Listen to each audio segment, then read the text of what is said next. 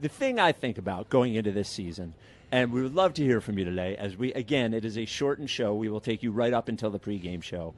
The thing I think about today, we brought up a bunch of times, and are the Phillies in the Sixers zone, right? Where where nothing counts until the playoffs count, and they've been in the playoffs every year since 2022. Haven't been out of the first round the last 2 years. We've seen division wins. We've seen 90-plus wins for consecutive seasons, and none of it matters. And you know what? Having been through the Sixers nonsense as closely as anyone could have been through it, I tell you that is no way to live, and it's not how I will approach this Philly season. Did it too much with the Sixers. None of it matters until the playoffs. That the playoffs are a given, that we just assume the Phillies will be in the playoffs. I am not watching this season that way.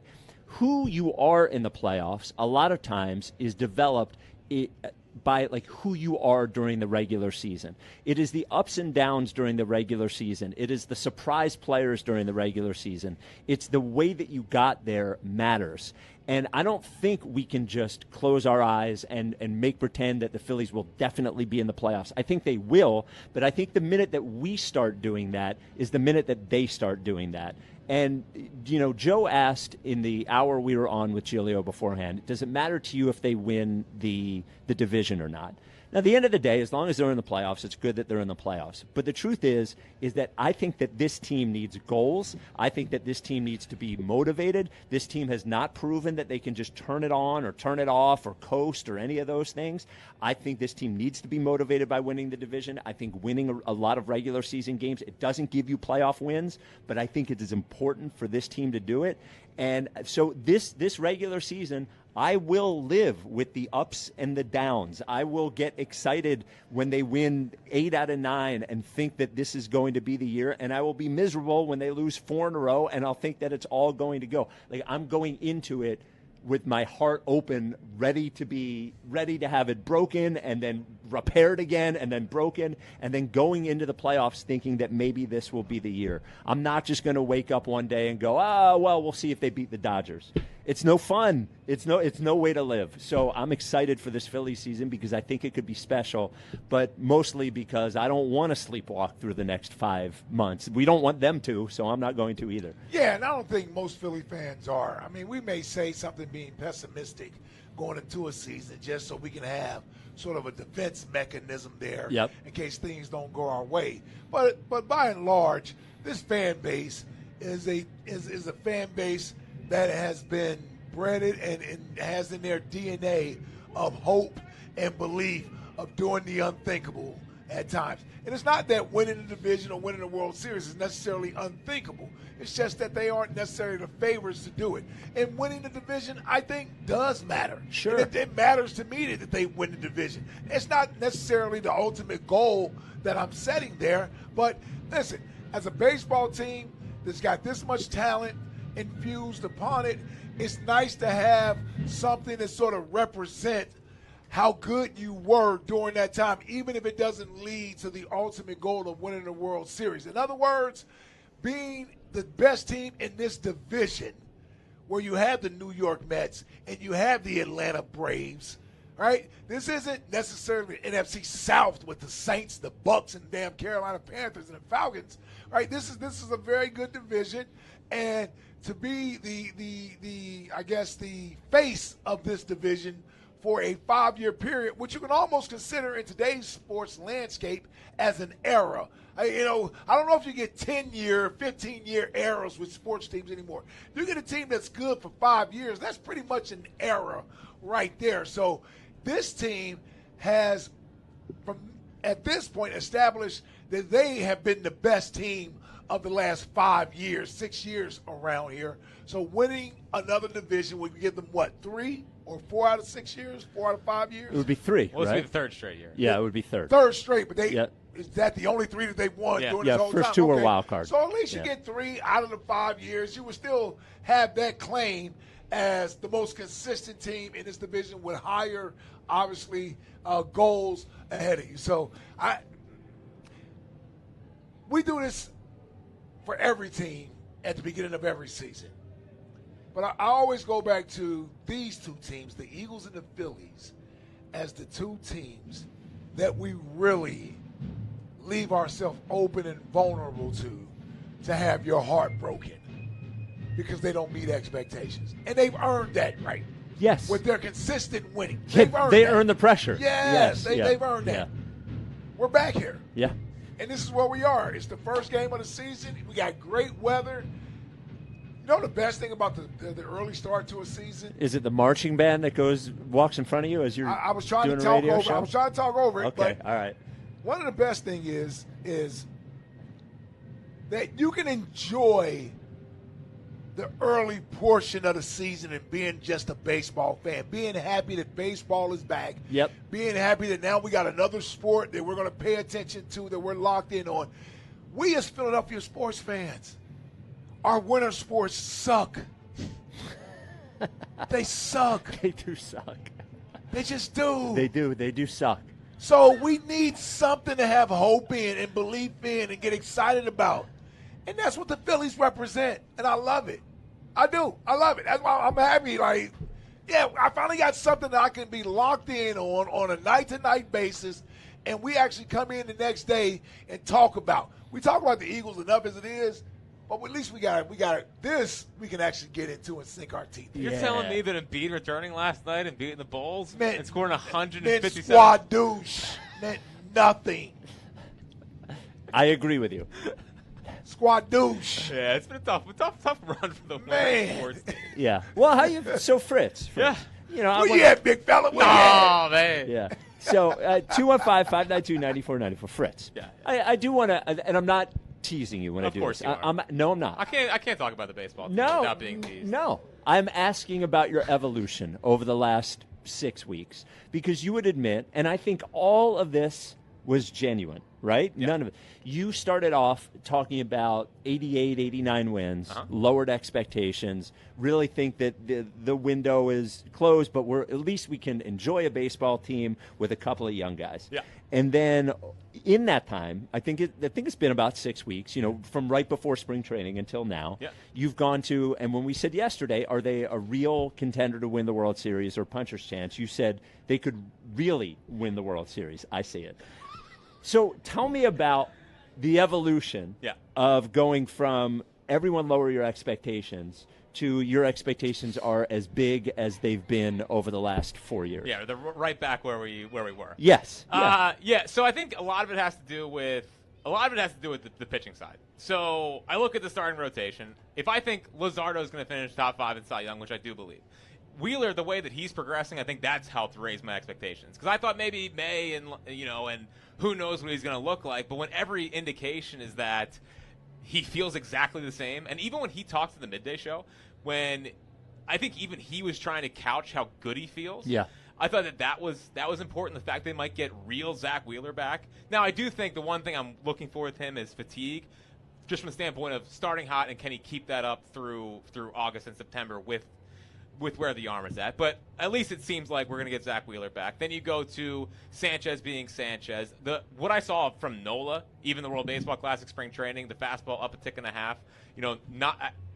I didn't think he was going to pitch to a 6 again, but I certainly had 4 ERA expectations, and I think he's going to pitch to an ERA below 4. So you have a starting rotation that rounds out like that. I watched the bullpen guys. Alvarado getting back to 100 with the cutter looking like how it used to look. And him looking the part, I think, was important.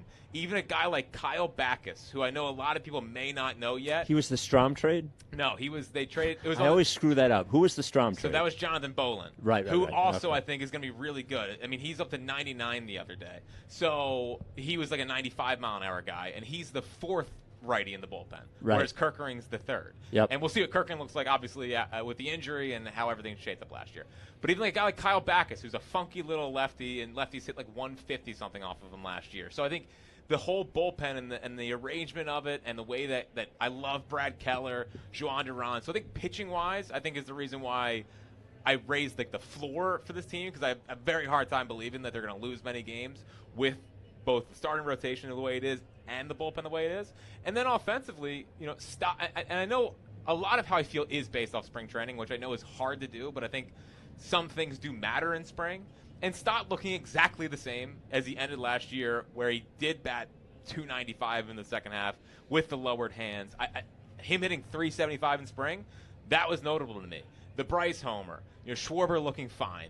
Adolis with the swing change. There's an air of confidence about this team.